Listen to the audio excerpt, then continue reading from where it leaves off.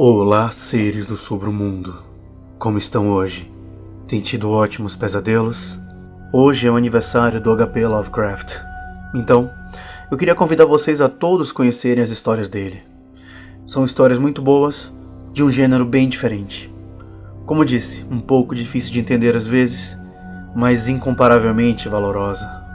Hoje é o cast de aniversário dele. Mas amanhã ainda teremos mais uma história para fechar com chave de ouro, tá bem? Antes de tudo, eu queria deixar um aviso. HP Lovecraft era um homem perturbado.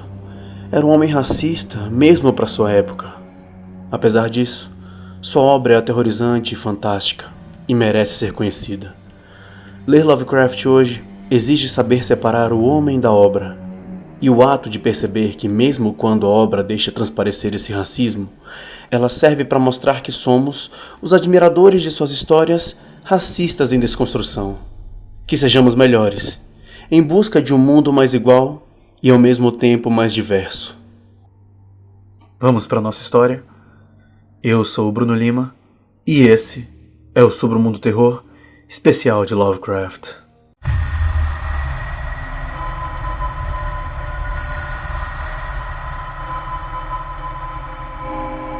Submundo Terror especial Lovecraft.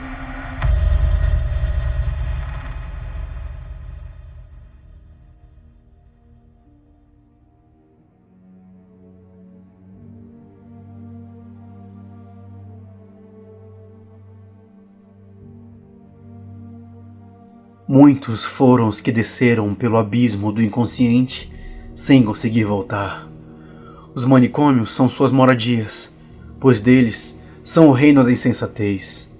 Outros, muito poucos, apenas os escolhidos, seriam capazes de contar o que há por trás da loucura.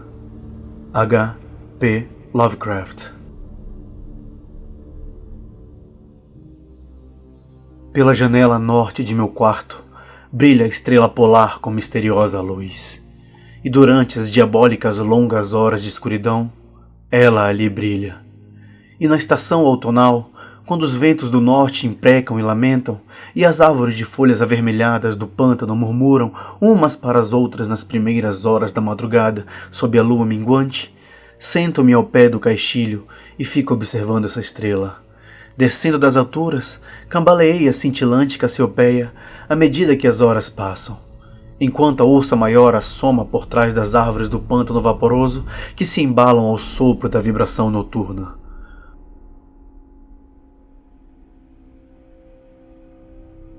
Pouco antes da aurora, Arcturus pisca incendiada acima do cemitério, sobre o outeiro, e a cabeleira de Berenice tremula fantasmagórica e distante no misterioso leste. Mas a estrela polar espreita ainda no mesmo lugar na escura abóbada, piscando odiosamente como um insano olho vigilante que se esforça para transmitir alguma estranha mensagem sem nada evocar, exceto que algum dia teve alguma mensagem a transmitir. Às vezes, com o tempo nublado, consigo dormir. Recordo-me perfeitamente da noite da grande aurora, quando brincavam sobre o pântano as repelentes figurações da diabólica luz. Depois da luz, vieram nuvens, e então dormi. E foi sob uma lua minguante que avistei a cidade pela primeira vez. Calma e sonolenta, ela jazia sobre um estranho platô numa depressão entre estranhos picos. De mármore extasiante eram suas muralhas e suas torres, suas colunas, domos e pisos. Nas ruas de mármore, erguiam-se pilares de mármore cujos topos eram entalhados com as imagens de graves homens barbados. O ar estava tépido e calmo, e no alto, a cerca de 10 graus do zênite, luzia a vigilante estrela polar. Mirei longamente a cidade, mas o dia não veio. Quando a rubra Aldebaran, que piscava abaixo da altura do céu, mas nunca se punha, havia se arrastado por um quarto do caminho do horizonte. Avistei luz e movimento nas casas e nas ruas. Circulavam por ela formas curiosamente trajadas, mas ao mesmo tempo nobres e familiares, e, sob a lua, homens conversavam sabiamente numa língua que eu jamais conhecera. E quando a rubra Aldebaran se arrastara por mais da metade do horizonte, houve novamente escuridão e silêncio.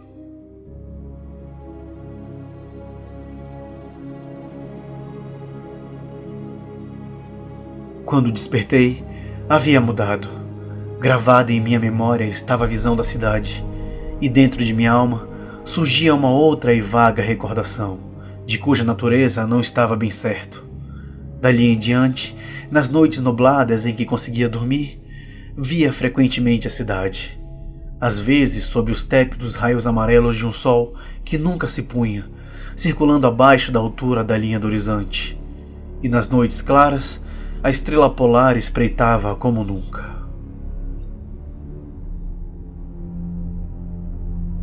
Gradualmente, comecei a meditar sobre o lugar que poderia ocupar naquela cidade, no estranho platô entre estranhos picos. Inicialmente, contente de ver a cena, como um observador eteriamente presente, agora desejava definir minha relação com ela e abrir minha mente entre os homens graves que palestravam cotidianamente nas praças públicas.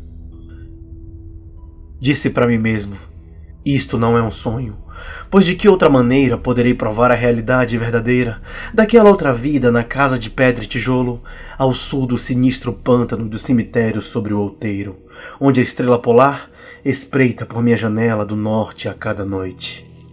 Certa noite, enquanto escutava a conversa na grande praça repleta de estátuas, senti uma mudança e percebi que pelo menos havia conseguido uma forma corpórea. Também já não era um estranho nas ruas de Olathoi, que fica sobre o planalto de Sarkia, entre os picos Noton e Kadifonek. Foi meu amigo Aios quem falou, e sua fala deleitou minha alma, pois era a fala de um homem íntegro e patriótico. Naquela noite, chegaram notícias da queda de Daikos e do avanço dos Inutos, infernais demônios amarelos atarracados que tinham surgido havia uns 5 anos, vindo do desconhecido oeste para saquear os confins de nosso reino e sitiar muitas de nossas cidades.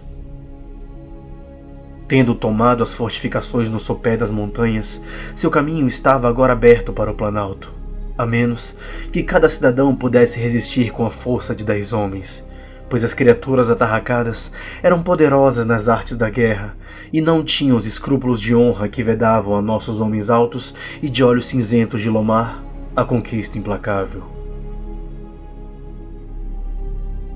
Aios, meu amigo, era comandante de todas as forças do Planalto, e nele estavam depositadas as últimas esperanças de nossa terra.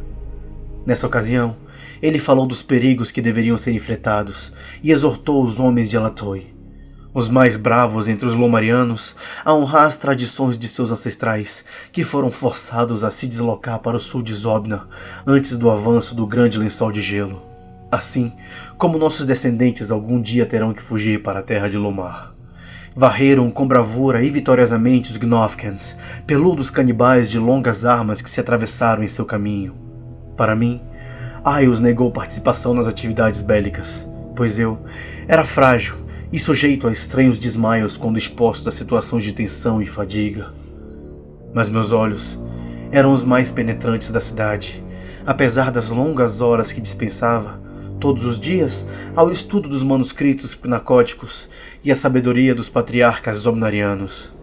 Meu amigo, não querendo condenar-me à inação, recompensou-me com um dever cuja importância não era inferior a nenhuma outra.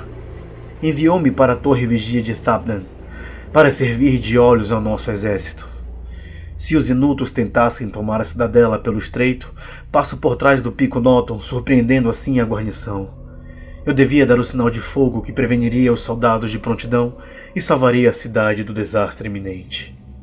Galguei a torre sozinho, pois todo homem saudável era necessário nos desfiladeiros abaixo. Meu cérebro estava fortemente entorpecido de excitação e fadiga, pois não tinha dormido durante muitos dias. Minha disposição, porém, era firme, pois amava minha terra natal de Lomar e a cidade de mármore de Olathoi entre os picos Noton e Kadifonek. Mas enquanto me quedava, na mais alta câmara da torre, avistei a lua, rubra e sinistra, tremeluzindo através dos vapores que pairavam sobre o distante vale de Banov, e por uma abertura no telhado ardia a pálida estrela polar, flutuando como se estivesse viva e espreitando como um demônio tentador.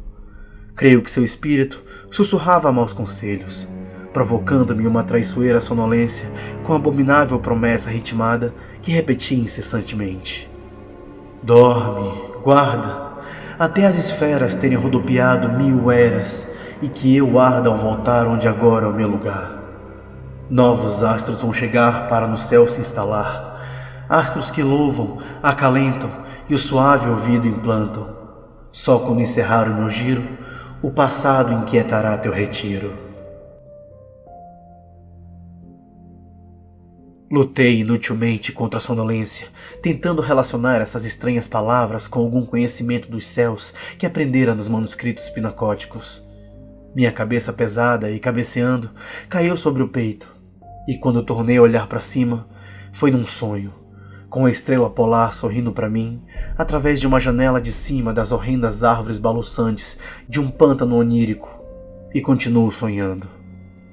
Em minha vergonha e desespero, às vezes grito freneticamente implorando que as oníricas criaturas que me cercam me despertem antes que os inutos cruzem o passo atrás do pico Nóton e tomem a cidadela de surpresa.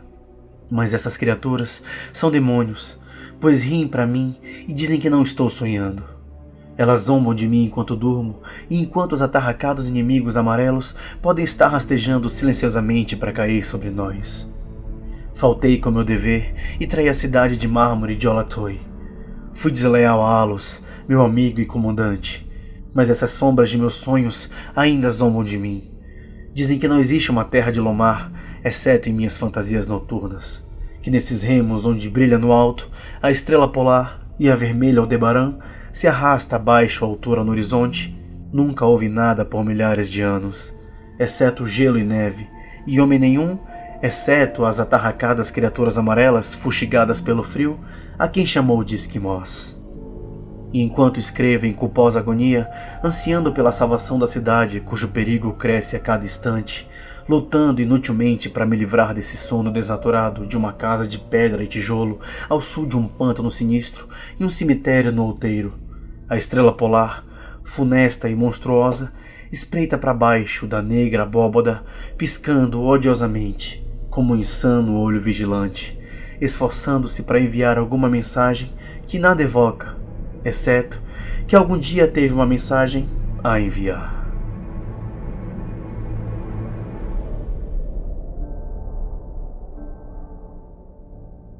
Gostaram da história, seres do submundo? Não se esqueçam que amanhã a gente ainda tem mais um episódio de Lovecraft. Então, fiquem ligados.